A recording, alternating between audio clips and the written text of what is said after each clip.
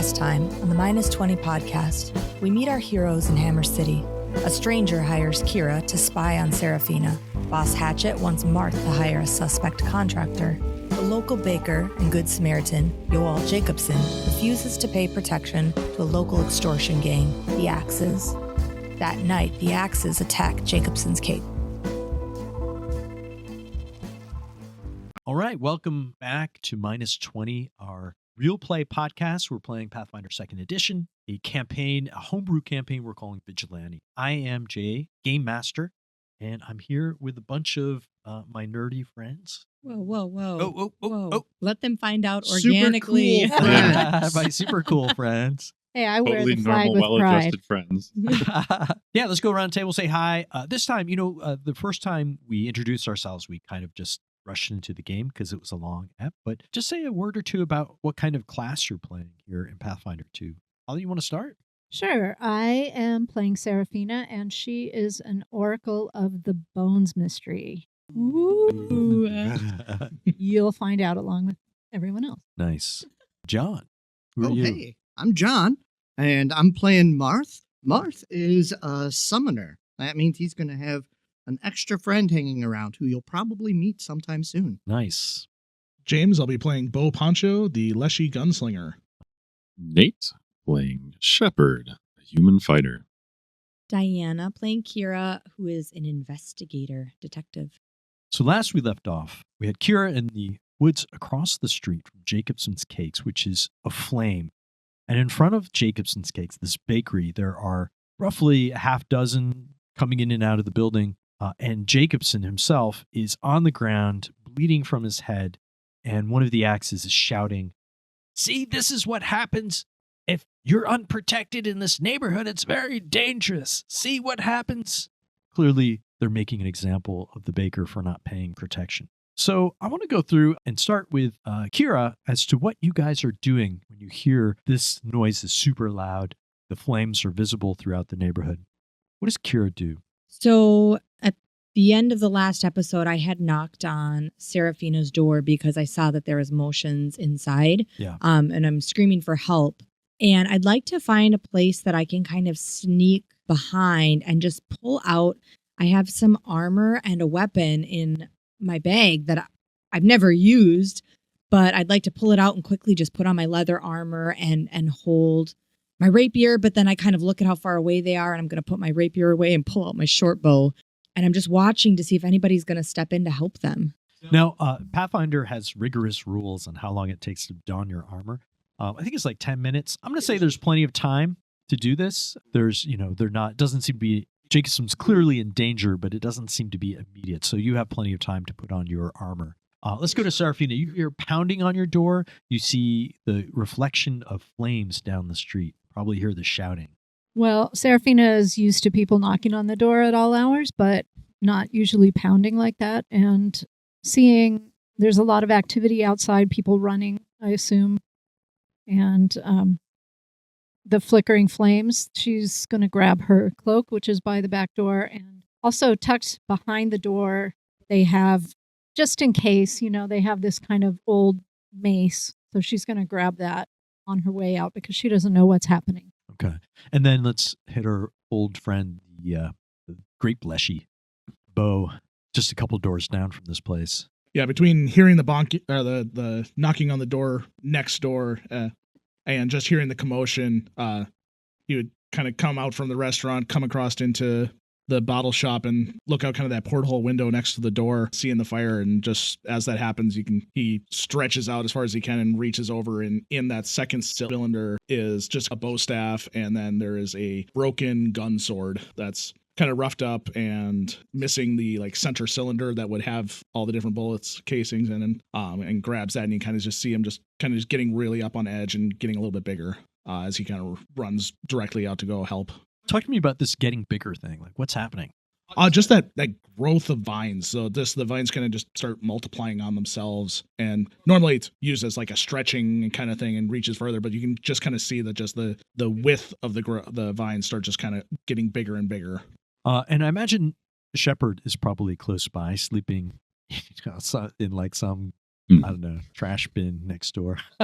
Yeah, rudely awakened by the sounds of history's long past, Shepard kind of snaps awake and realizing that the smell of smoke in the air, the sound of shouting, and the flickering of flames in the distance, he instinctively overturns a flagstone that has been there for quite a while now, withdraws a old linen bag and pulls from it long bastard sword and very aged ringmail shirt. Does his best to toss him on as he's running towards the fire. Shepard's a bad guy. Badass. A It's just good bad guy. And then finally, Marth, in your office, you hear the noise from Jakobsen's Cake, a place that you know very well and have much fondness for. Hearing commotion, Marth runs out in the street, see what's going on. Once he gets close enough that he can actually see that there are flames and axes out in front, and he's kind of putting two and two together, kind of freezes for a moment, indecisive. And you can hear almost like the whispers on the wind around him start to move. They're like, Martha's like, I know we have to do something, but you know what happens better than most if violence just begets more violence. And then you see the shadows in the area just kind of all swirl and coalesce together into a rough outline of a female form with then glowing white eyes and a wrap, almost like a cloak, just wrapped around the head over the back of this shadowy creature as it continues almost angrily at Marth. I know, but this changes everything. Oh, Flort! And he takes off and starts running for Jakobsen's. All right, I'm going to activate our first map in this campaign. Our first battle map, as we, I assume, are going to enter combat. Maybe we won't. Maybe you'll just stand by as Jakobsen is murdered. We'll just organize a bucket brigade That's to put the fire out. let someone else take care of this adventure. Which is, you could do that. No. Anyways, we run home. Someone else's. Shepard rolls over and goes back to sleep. That's right. So yeah, here we can see Jakobsen's Cakes. There's a little fountain in front of it. There's a brick patio lining the front of the building, and you can see the flames of the fire through the windows of the structure. In front of the building, I should say, on this brick patio, there are a number of tables set up. And then out in front of the building, you see four shapes of clearly axes. They have the blue sashes around their waists, but their faces are covered, so you can't see who they are. And then between them, among them, is Jakobsen, who's down on the ground. He seems conscious. He's up. He's looking around, but kind of in shock. He's clearly been hit in the head. He's bleeding from a wound on his forehead. And you guys are going to leap into the action. But before we do that, I just want to sort of define a couple of things. One is, right now, this entire area is in dim light. That means a couple of things. One, your identities are safe right now. As you can see, the crowd is beginning to gather around Jakobsen's Cakes, but no one can really see anyone too clearly. So your faces are obscured by the darkness. Now, from a mechanic standpoint, Pathfinder, being low light means everyone is concealed from each other, which I'll talk about during combat. It's a special condition that affects attacks and such whatnot. Unless you have either dark vision or low light vision. Does anyone, I think everyone here has low light, except for... Shepard does not. He's a human. Serafina does not. Okay. So the two of you, before you hit, are going to have to roll a concealed check. All of the axes are going to have to roll concealed checks on you. And we'll get to that when we get to combat. So before we get into combat, though, we have to roll initiative. So roll you guys in the initiative tracker. Everyone go ahead and roll perception. In Pathfinder, you can roll on a variety of skills, but today we're just going to use perception because that's pretty much the activity you were working. All right, so before we do anything, let us roll for initiative. So go ahead and start rolling. I'll roll for the bad guys. I rolled a 2 for a 7. Ooh. Frozen in fear with my inexperience. That works. Serafina rolled a 14 for 18. I rolled a 5 for 8. Oof. This large, viney, unnamed gunslinger rolled a 10. And part of Gunslinger, he does have Living Fortification, which until the end of his first turn gets an addition to its AC, Nice. as it is posturing with a gun. 26 for Shepard. Dang. Right. I think that is it for everybody. So let us begin the encounter. First up is Shepard. Yeah, so Shepard sees the group of thugs surrounding Joald, so he is going to charge into battle. Right. So it looks like Shepard has to run a total of 35 feet to get to the first enemy. So he will use Sudden Charge, which lets him stride twice for a total of 50 feet of movement, and then make a strike as part of that. All right. So using 2 actions instead of 3 to close the gap. Mhm. Nice. So This is a feat you get as a fighter. Yep. And he will push on over. And then targeting this nearby humanoid, he will make his strike, swinging with his bastard sword. Now, I do need, before you attack, a concealment check. So now this means in order to target him, you still use the action even if you fail this check. You need to roll a flat check, which is just a straight up D20 with no modifiers, and get a 5 or higher in order to target this guy. A 13 on the die. Now that works. You may proceed. So hacking down with his bastard sword. Oh, nice. Ooh, that is Almost a critical hit. 19 on the die. Just enough. So hacking down with this sword, he deals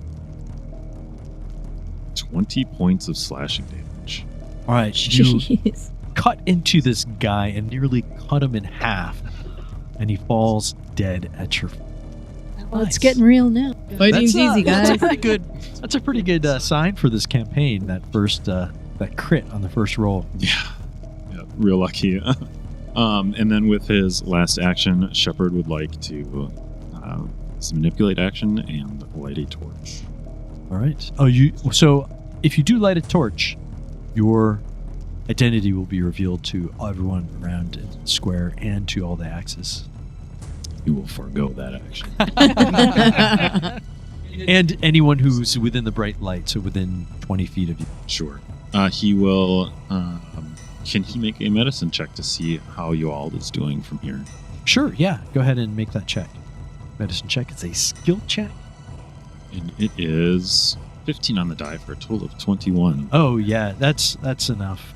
You see he's wounded, but conscious, but pretty low, game-wise, low in hit points. I don't know. Say that in real life. Bloodied. He's bloodied. He's got blood running down his head, but he is conscious, but prone. That's Shepard's turn. All right. It is the giggly axe's turn. First thing he's going to do is try to intimidate you. Look, trying to kill us, eh? You're gonna pay. You'll never be able to sleep safely in the city again. All right. Here comes the intimidation check. This is against your will DC. What's your will say? What's your will DC? It's 16. All right. That was a 2 on the die for a 7. So I think that pretty much didn't phase Shep at all. Not scared of you, punk. Because he's giggling. So this guy runs up with a second action, and he's got his sap out. He didn't want to waste a turn pulling out his dagger, so this is with his little billy club. Here comes the roll. That is a 12 on the die for a 21. That hits. This is non-lethal damage, but it still hurts like hell. So 7 points of damage, and then he's going to try a second attack on you with the sap. A natural 1 on the die for a 6. And I think try to augur the fate of the campaign based on these rolls. You guys are going to be living pretty good. Although, the worm always turns, I guess. All right, it is the respectful humanoid's turn. He's going to come around. Let's see. He's got 3 actions. Movement of 25. He wants to get around and flank Shepard. So he's going to go 10, 20. So 25 moves just behind the giggly axe, and then he's going to come down with his second action and come around and flanking. However, that does, because he's using a move action within your area of control, that does trigger a reactive strike. You want to use your reaction to make that strike, you can. Most definitely. Pulling the blade from the corpse of the first one. Shep will turn and swing at the second. All right. 10 on the die for an 18 is a hit. Not a critical hit. Sorry. That's all right. Can't do them all. Yeah. 6 slashing damage. All right. So he has one action left. He's got you flanked, which lowers your AC by 2. You become off guard to this guy. And he is going to hit you with a sap. 2 on the die for an 11. It misses. Misses, even with your AC lowered. That is its turn. Seraphina, you're up.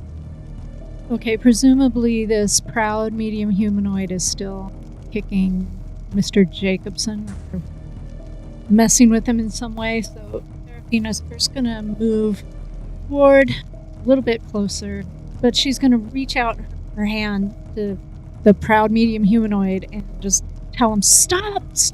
But as she does this chill comes over her brain, and from shooting out of her hand is Divine Lamp. It is a spell. An attack on his armor class. It's a beam of divine energy and targets the victim's AC, but I have to do the conceal check first, right? Yep. And that is a natural 20. Nice. Ooh. Burst the campaign. Alas for a concealed check. Yeah, I know. That's probably the last one. Yep. I realize I should have been making those concealed checks for the axes, but oops. I guess hold me to that standard. Hold my feet to the fire for their attacks next time. Well, we will. Okay. That is a 14 on the die for a 21. That hits. 4 whole points of damage. All right. Takes them all. It's my turn. Right. We'll go down to, it is now its turn. The proud humanoid, he glares at you, Seraphina, having just dared to attack him, and he'll rush down to you. That's 20 feet of movement. That takes 1 action. With his remaining 2 actions, first he's going to try to trip you. So this is going to be an athletics check against your fortitude DC. He reaches out his leg. He's got a free hand, so he can do this. Here comes the roll. A 10 on the die for 15. What's your fortitude DC? My fortitude DC is 14. All right, so that's a success. He knocks you prone to the ground. He trips you. And then with his third action, he is going to try to hit you with a sap. Your AC is now 2 points lower, but a 10 is not going to do it, is it? No, my AC right now is 13. Okay. And that is his third action.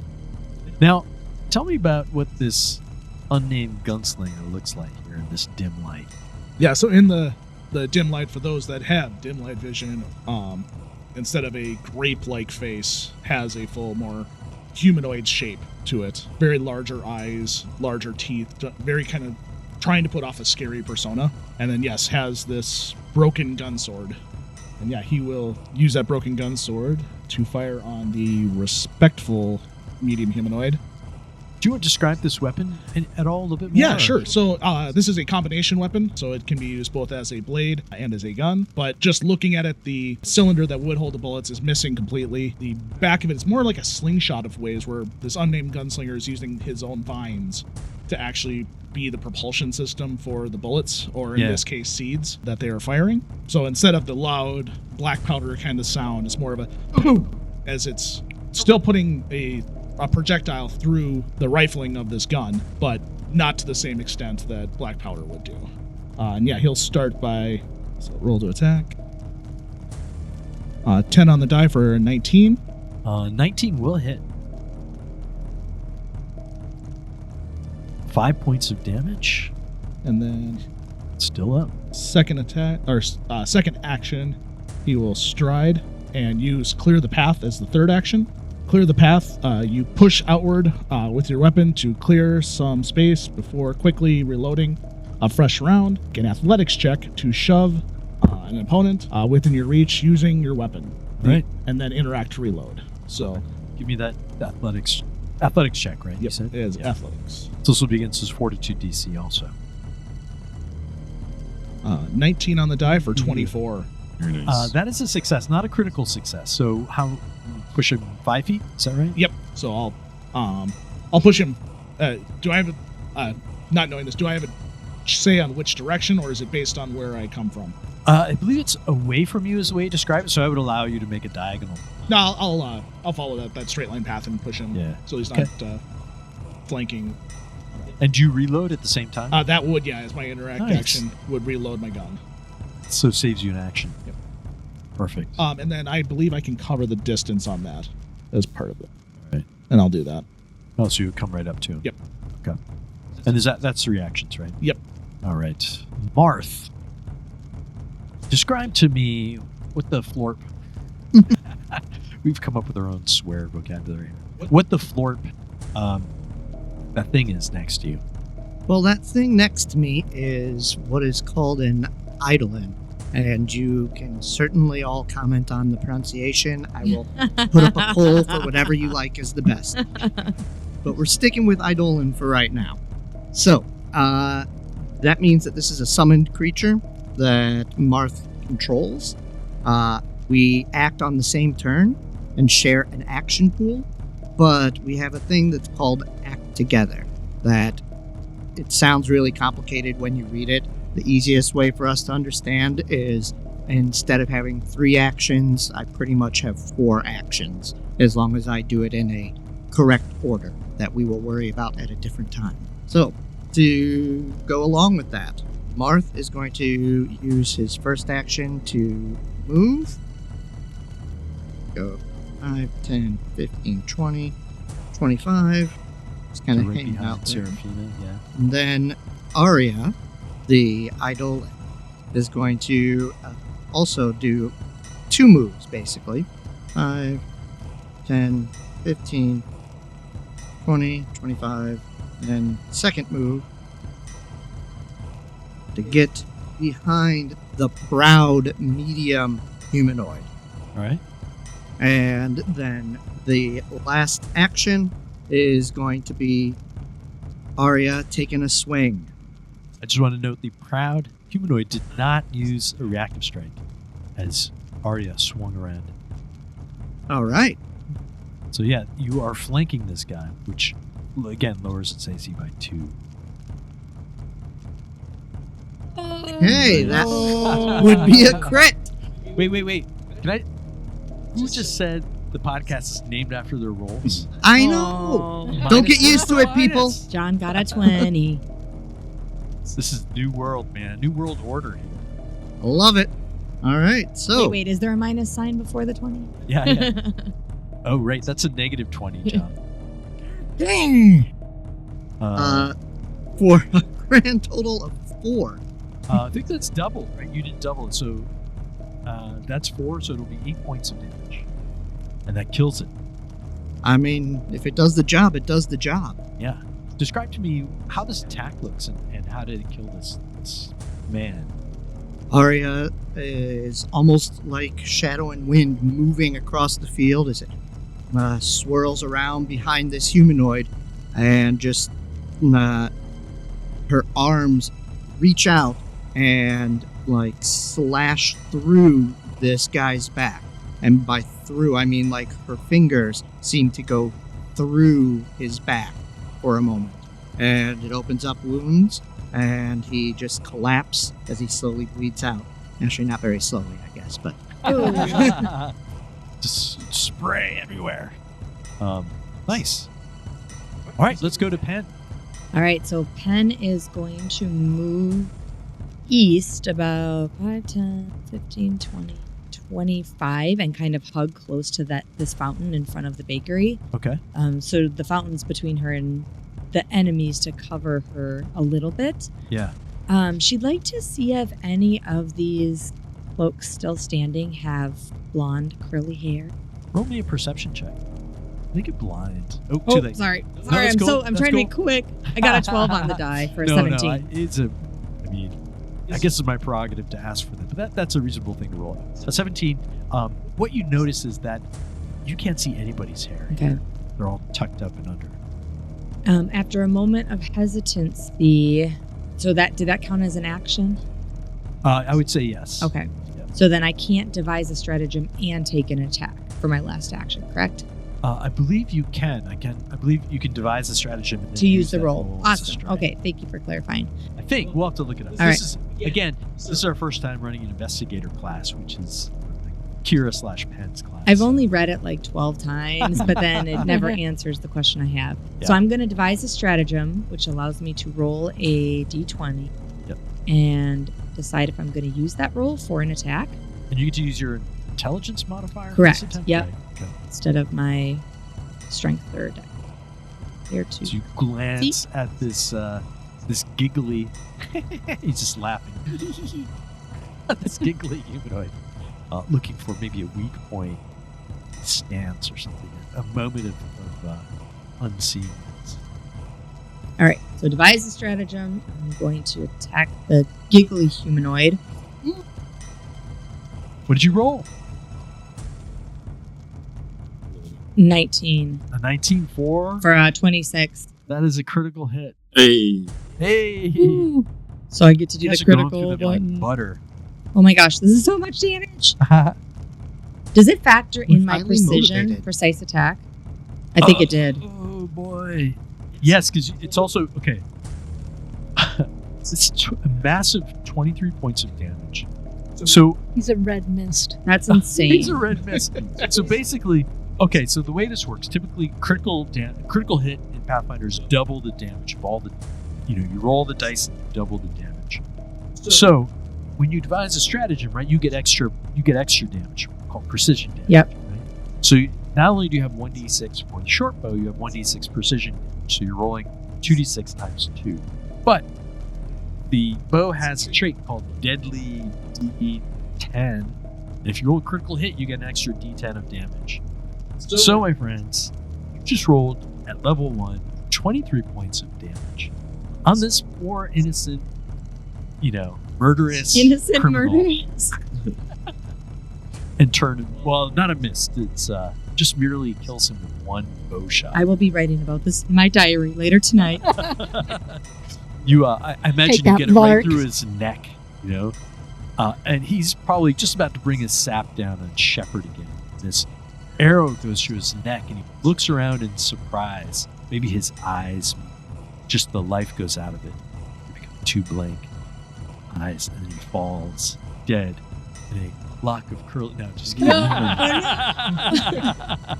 A letter falls out of his pocket. Some glitter falls out of Cupid's his arrow pocket. was a little too strong for him. yeah. When we search this body later, we're gonna find a poem from Kira, right? That's right. Yeah, we're all going to read it aloud. What could this mean? In front of the guys? class. That's right. All right, it is the baker's turn. He looks around. He'll use his first action to stand up. So there's remaining two actions. He's going to move his full movement complements 5, 15, 20, 25. He just scurries over towards his wife and family. So he comes right here. So at the corner of the bakery, you can see Esmeralda, Rick, and Laura, and he runs over to them. And that it's his turn. We go back to the top of the order. Shepard, you're up. Just one axe left outside the building here. It's the respectful humanoid.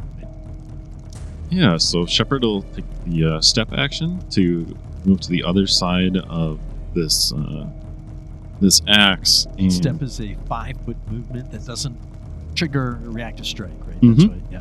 and it sets me up for flanking with the gunslinger. All right. And By the way, I would assume that this gunslinger looks totally alien to you. Like, Oh, yeah. No one has seen this creature before. Yeah. yeah, in the moment, seeing that it's fighting the axes, we're gonna assume that it's an ally Yeah. until proven otherwise. So, stepping with the first action, he will use snagging strike with Okay. his second action, which lets me basically take a free hand and try to distract this target in some way, potentially making it off guard not only to myself but to everyone else. The start of my next turn. Cool. So, See if he survives. If you hit him. yeah. It's looking pretty wounded. I think you got him already once. Dang. What'd you get? 23, which is a critical hit. Another critical hit. I know, that's all you do, man. The flanking definitely helped, I think. Otherwise, I don't know if I would have gotten it. But hacking down with this bastard sword once again, do 10 points of damage. I do have modifiers matter. It's this module in Foundry that shows whether, the modifiers that you incur during the action, help. In this case, it's a critical because you were flanking. Very, very helpful. Right. And you kill the last axe that's out. However, that's not the end because you can hear shouting from inside the bakery. And we have another one of these axes will rush out of the building. 5, 10, 15, 20, 25. He looks around, sees the crowd of you, the bodies laying everywhere, shouts inside the bakery, and will sheath his sap and pull out a dagger with his second action, and then run out to the front of the building with his third action. This means another one of these axes is going to come up right behind him as well. That's 10, 15, 20, 25. He also is going to sheath his sap and pull out his dagger with his second action, and will come and stand alongside his friend, the self-assured medium humanoid, comes up alongside the perfect medium humanoid, who does have, looks like his outfit is very well folded, neatly ironed. Seraphina, you're up. Can Shepard take his last action? Oh, did I cheat you out of your last action? He stepped and okay. Stepped and struck. Yeah, we can retcon. Sorry about that. Using Shepard's last action. Oh, sorry about that, man. It's all right. Whoops. He'll run towards the two ruffians that just burst out of this burning building. So he gets 25 feet of movement, assuming this hacked up corpse doesn't get in the way, and he will rush blade in hand after these two. All right. Sorry about that. We'll make mistakes often, and bad ones. Seraphina, you're up. Okay, so Seraphina will use one action to stand up. All right. Stand up from prone. And so she was a little surprised at what happened when she reached out her right hand. So she is going to try reaching out her left hand to the perfect dude on the left. All right. And she will cast Void Warp. All right. Here it comes. Fortitude save from the perfect humanoid. That is a 19. That was a 14 on the die for a 19, which passes. So this will be half damage. Go ahead and roll it. And that is huge, whopping 2 points damage. Snake eyes on D4s. All right, he takes 8 points of damage. He's hurt his feelings real bad. Yeah. And that's 3 actions, right? Yes. 1 to stand up, 2 to cast the spell. Yep. All right, we will go, and it's now the unnamed gunslinger's turn. All right, seeing them run out and Shepard go that direction, I will double stride, make my way over to these guys. 2 actions to stride. What's your movement? 25, but that was Okay. 45 feet to get there. So, All right. and I'm literally just gonna full on run, grapple, hug, and just try to impose on this guy. Okay, give me an athletics check. 13 on the die for a total of 18. 18. That is enough. You grab this creature, so he now becomes what's known in the game as grabbed. This does mean he can't use anything with a move trait. And if he wants to do anything with a manipulate action, he has to roll a flat DC5 check. Yeah, and one of the kind of fun things with just all the vines, there's one that's holding his weapon, and then there's two from just like the left side that just kind of grab both like around his top and like towards the waist and around the leg as these vines just kind of start wrapping around him. I should say the big effect on this is that he's off guard, which drops his AC by 2 to anyone who may want to attack him. Marth, speaking of which. What? All right, so first off, Arya's gonna move on over, get herself right in front of that guy. Then Marth is going to cast needle darts. So you just see like 3 metal darts come flying out of his hand and race towards the not perfect one. The too many words to see what it is. But This the is other the humanoid. self-assured humanoid. Now, so it's Marth doing this, right? Not Yep. Arya. Okay. So So So- Marth is targeting this creature through two of your allies. Yep. Right. So that's going to mean its AC goes up by 2. It's going to have partial cover from right. So it one puts it back per to ally. zeroed. Right. Exactly. Right. Because it is off guard. So just normal AC here. All right. Let's roll up, down. Regular. Seraphina feels the rush of air as these metal shards brush her cheek. That would be Very nice. 19 for 26. We are new at Oh this. my. Pathfinder's so easy, you guys. Yeah. Well. Let's go find a dragon. Well, these axes are clearly not hiring the Tommy. Yeah. Like, they're getting Yeah. the junior varsity squad here. All right. All right. So he does 10 damage as these metal That's shards. doubles. That's doubled, isn't it? Oh, because so that's that's a 20 crit on damage. him. Yeah. Okay. So we're going to do double damage, which kills the axe. Okay. Well, in that case, Arya That's it. looks back at Marth, and you see like those little white glowing eyes just kind of narrow to slits, and then not even looking, she swipes out that hand at the perfect humanoid. Is that 3 actions, though? That would be the first one was her moving. Yeah. Then we had Marth did his 2-action one, Oh, and you now did. she does. You're sharing one, so you Exactly. Can, right. Okay. Wow. Okay. Like I said, Nice. it's fun order of operations. But Okay. all right, so Arya. It's like having I'm used to animal companions, right? But this is she's no animal. So she rolls a 14. That is a miss. Well, she wasn't looking, so The it first makes sense. non-crit. The first non-crit of your game. Pen, you're up.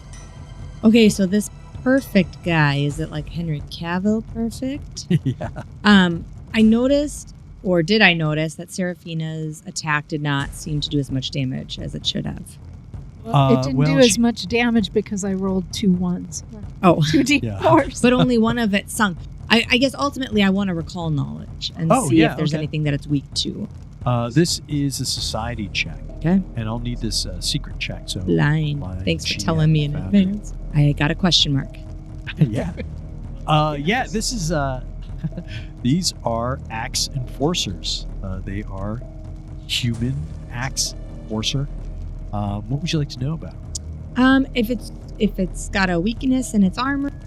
No weakness. You saw that Seraphina didn't do as much damage as you would have expected, but looking over this man, you realize it's not because of any armor or magic protection he's wearing. It's maybe just that Seraphina rolled low.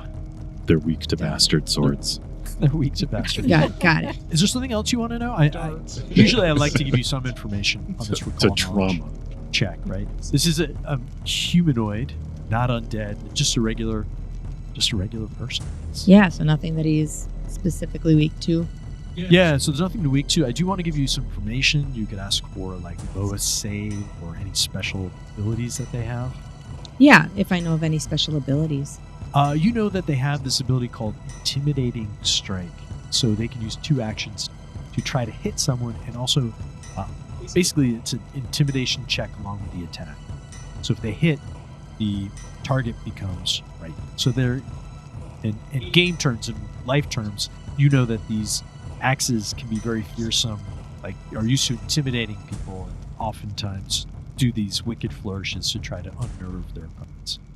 Maybe you've seen them battle in the streets occasionally or something. Cool. Okay. Well, I have something that can help with that if we get to next turn, but we are crushing it. So Yeah. I will devise a stratagem and see if we can just keep critting, because that'd be crazy. Yeah. Mm. Plan is to crit. So that is a wonderful 8. All right. And with your intelligence Oh. modifier? It rolled it immediately when I said use, and it just shows an 8, but I can't imagine that's the intelligence modifier. It doesn't- Yeah, I think if you do an attack, it'll use that with the intelligence. So what is your intelligence modifier? My intelligence modifier is 4. Yeah, so that would be a 12 on a strike. So I'll let you decide whether or not you want to use that for your attack. I'm not going to. I'm worried about hitting Arya too, so I'm just going to use my last action. Can I hold an action? So holding an action costs 2 actions. Got it. Yeah, unfortunately. I'm going to use my last action to move back a little bit to keep cover. Kind of a coward right now. Yeah, it's interesting.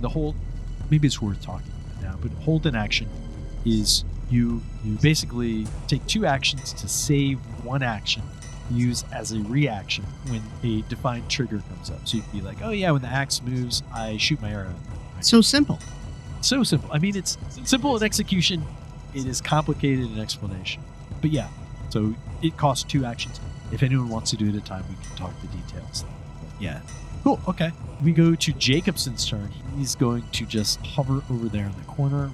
He's just gonna essentially delay his turn, not move at all. We go to Shepard, top of the order, round 3. Yeah, so Shepard is within stride distance of this remaining ruffian, so he will stride on over as his first action. All right. So use 25 feet to move just north of that guy. And then as his second action, snaking strike once again. All right. All right. Bets on crit here. Why do you want to Take the say over-under. that? I do not have flanking this time. Oh, what? This is insane. 28. What did you roll? We should just my friend? retire Yeah. after this. Nat 20. You guys should have taken me up on it. Yeah, this game's so easy. My gosh. 4 on the die, so 14 total damage. You kill this last axe. We're going to stop the combat there. Weak to bastard swords, you guys. As the last axe falls, and there are bodies piled around this plaza, Joald Jakobsen comes over about halfway and shouts, "My strongbox! It's inside. Please, by the counter, if you can get it for me. It's my life. It's everything we have in this world." Marth starts running in immediately. All right. Mm-hmm. Who else is going to run in? Same for the unnamed gunman. Okay. Yeah, Shepard will pull on a mask of his and head in as well. All right. Right now we're gonna stay on this map, but we're gonna enter the theater of imagination because we're gonna do a kind of skill challenge to get this strong box. Because as you come into this building, you see there's a fire everywhere, smoke. Your eyes are blinded. You see the counter, but there are obstacles in the way. There's fallen beam, that kind of thing. So the way we're going to do that is we need a total of 4 successes to grab the strong box. And we're going to offer up skill challenges. You tell me what you want to do and what skill you want to use to accomplish it. And if you succeed on that check, then that's a point. If you fail, you are going to take some fire damage as the fire from around you comes in and affects you. Just go in order around the table. We don't have to go in initiative order or anything like that. So Nate, let's start with Shepard. Shepard, you burst in here. You see this flaming ruin around you. What do you do with your first skill action? And also, I'm going to add one more rule to the skill check before we go. It's that none of you can use the same skill. Sure. So once you use it, it's done. So you said there was debris and stuff along the path. Yeah. So Shepard, having sheathed his sword and donned his mask, runs into the building and attempts to clear a path. So if there's upturned tables or stools or other rubble that's in the way from this burning building, he'll attempt to use athletics to clear it to make it easier for others to pass. All right. So go ahead and make an athletics check. The DC on this check is going to be 15. 15 on the die. Come So on, teacher's pet. 21. You just rush over, clear away the debris. No problem. Plenty of space to go. 1 success. James, what does unnamed gunslinger do? Now that the path's just cleared, I'm going to run as fast as I can and kind of just jump over both that kind of little median wall and some of the tables and use acrobatics to just get as far as I can in. All right. That's also a DC 15 check. Go ahead and make that roll. So close. All right. 5 so on the die, total of 12. 12. That's a fail. You're going to take, 3 points of fire damage. Assess that to your token. As you try to leap over and just flame juts up and prevents you from leaping over. All right, John, what does Marth do? Marth is going to use occultism to do a variation of his cantrip warp step, Oh, okay. where he will then be able to kind of somewhat warp time space to get the counter closer as he's moving. That's awesome. Yeah, go ahead and make that check. Love it. Oh, I swear I rolled it. Not great. So Yeah. we got does a it- total of 13. Now, I will say one thing we haven't talked about is hero points, in case you want to use it. But everyone in the party has 1 hero point, which if you use would allow you to re-roll a result and use the second choice. I'm not saying you have to, but Well, surprisingly, I think, by coincidence, I am going to use that hero point. So we'll do, once again, Yeah. cultism. How about a 24? Much Does better. that work? that does work. So yeah, you do the warp step, and you find yourself on the other side of the counter. All right, let's go back to Shepard. 2 successes. Can't use athletics again. You cannot use athletics again. The only other thing I'm trained in is medicine. All right. What would you do for medicine? Other than trying to avoid fire because fire hurts, and having his mask on. Not sure what Shepard would do. You know, I would allow you to say use like your knowledge of fire and smoke to keep yourself healthy in it, right? That you could roll medicine to put a mask on or wet it down or some Sure. special knowledge. call out perhaps to aid others and not inhaling a bunch of smoke. Yeah. Stop, drop, and roll. Whoa, crawl. 12 on the die for a total of 18. That is a success. Now we're down to 3 successes. We go to unnamed gunslinger, who's now joined Marth behind the counter.